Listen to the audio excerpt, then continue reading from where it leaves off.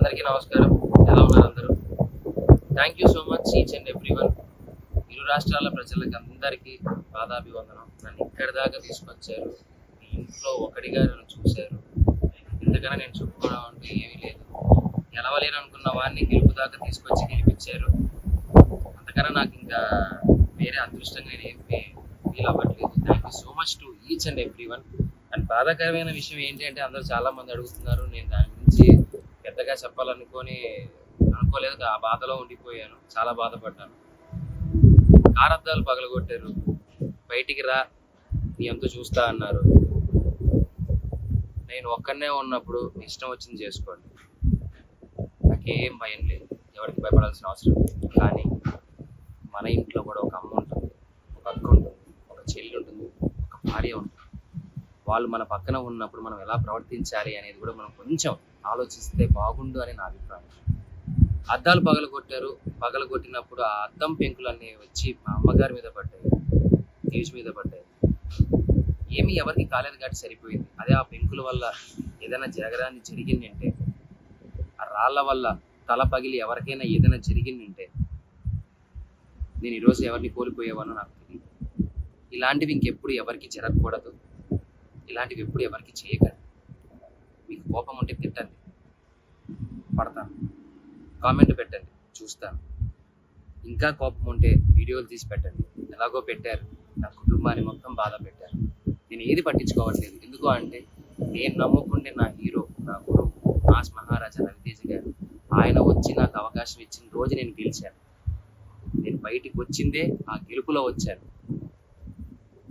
కానీ గెలిచి ఒక ఆనందంతో బయటికి వస్తాను అనుకున్న నన్ను, నా కుటుంబాన్ని రోడ్డు మీద నిల్చోబెట్టారు. అది చాలా బాధ వేసింది. పర్లేదు, నన్ను ప్రేమించే వాళ్ళు, నన్ను అభిమానించే వాళ్ళు ఉన్నారు కాబట్టి దేవుడు చల్లగా చూడబట్టి మా అమ్మకి, నా భార్యకి ఏం కాలేదు. నాకు ఏమైనా పర్లేదు. మన ఇంట్లో ఆడవాళ్ళు మన పక్కన ఉన్నప్పుడు కొద్దిగా జాగ్రత్త వహిస్తే బాగుంటుంది. జాగ్రత్త ఏదైనా జరిగితే కప్పు పోతే తిరిగి తెచ్చుకోవచ్చు, డబ్బు పోతే తిరిగి సంపాదించవచ్చు, మనిషి పోతే తిరిగి తీసుకొని రాలేమండి. ఇది గుర్తు పెట్టుకోండి. చాలా రిక్వెస్ట్గా అడుగుతున్నాను, దయచేసి ఇంకెప్పుడు ఇలా చేయకండి ఎవరి దగ్గర. Thank you so much. ఇప్పటికీ మీకు నా మీద ఏదైనా కోపం ఉంటే ఎక్కడ రమ్మంటారు చెప్పండి, వస్తాను, మీ ఇష్టం. కానీ ఎవ్వరికి ఇలా ఇంకెప్పుడు చేయకండి. I love you all. Thank you for each and everyone. Support చేస్తున్నందుకు ఇంతకన్నా ఏం చెప్పలేదు. థ్యాంక్ యూ సో మచ్ అన్న. నేను మళ్ళీ వచ్చిన చాలా అంటే చాలా బాధగా ఉంది. ఎందుకంటే ఇలా బాధపడే రోజు అది. ఒక రైతు బిడ్డ గెలిచిండని నా ఊరు ఘనస్వాగతం పలికి ఎంతో మంది అన్న మీడియా మిత్రులు మీరే చూసిరు ఎంత మంది వచ్చిరో. అసలు నేను ఆడ నిలబడ్డప్పుడు ఇంతమంది నా కోసం వచ్చి నన్ను గెలిపించింది ఇంతమంది అని నేను ఆ సంతోషంలో ఉన్నా. ఆ సంతోషం ఎంతసేపు లేకుండా మీరు వేయాలని అనుకుంటారు. నిజంగా బాధగా ఉంది. ఏడ్దామంటే ఇట్లా ఇది మీరు నెగటివ్ చేద్దారని నాకు భయం అవుతుంది. ఎందుకంటే ఒక 60-70 ఛానల్ రావచ్చు, యూట్యూబ్ ఛానల్. ఒక 1000 మంది వచ్చిర్రు పక్కూరికి వెళ్ళి కానీ, 2 రాష్ట్రాలకి వెళ్ళి కానీ, అక్కడ తర్వాత ఆ రాష్ట్రాలకి వెళ్ళి కానీ చాలా మంది వచ్చిర్రు.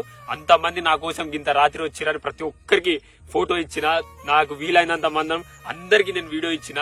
నేను అన్నం తినలే, నాకు అయితే లేదని అన్నం తినని దంగి పోతే కొంతమంది వచ్చి వాళ్ళు మీరే అన్న మీడియా మిత్రులు మీరే, నాకు 5 నిమిషాలు, నాకు 10 నిమిషాలు, నేను ఇట్లా మనిషినే కదా అన్న, నేను అప్పుడు ఇట్లా అన్న నేను మనిషినన్నా, నేను తినాలన్నా, నాకు అయితే లేదు, నాకు ఓపిక లేదంటే నానా మాటలు మీరే అన్నారు. ఫస్ట్ నుంచి పెట్టలే, సగం నుంచి పెట్టి మిమ్మల్ని నెగటివ్ చేస్తా అంటే అన్న ఒక రైతు బిడ్డ రైతులను గెలిపించుకుంటా అన్న. చేసిన తప్పేందా అన్న మీరే చెప్పుర్రి. రైతు బిడ్డ తప్పు చేసిందా? నేను తప్పు చేసింది చెయ్యండి, మా ఊళ్ళకి తెలుసు. వాళ్ళు నేను తప్పు చేయలే కాబట్టి నన్ను ఇవాళ గెలిపించుకోరు. పల్లె ప్రశాంత్ ఏందో రైతులకు తెలుసు, జనాలకు తెలుసు, జనాలు చూస్తున్నారు. మీ పక్షాన ఏమన్నా తప్పుగా మాట్లాడుంటే దయచేసి నన్ను క్షమించండి. కానీ పల్లె ప్రశాంత్ అసలు తప్పు చెయ్యడు. మీరు ఆలోచించురన్న. నిజంగా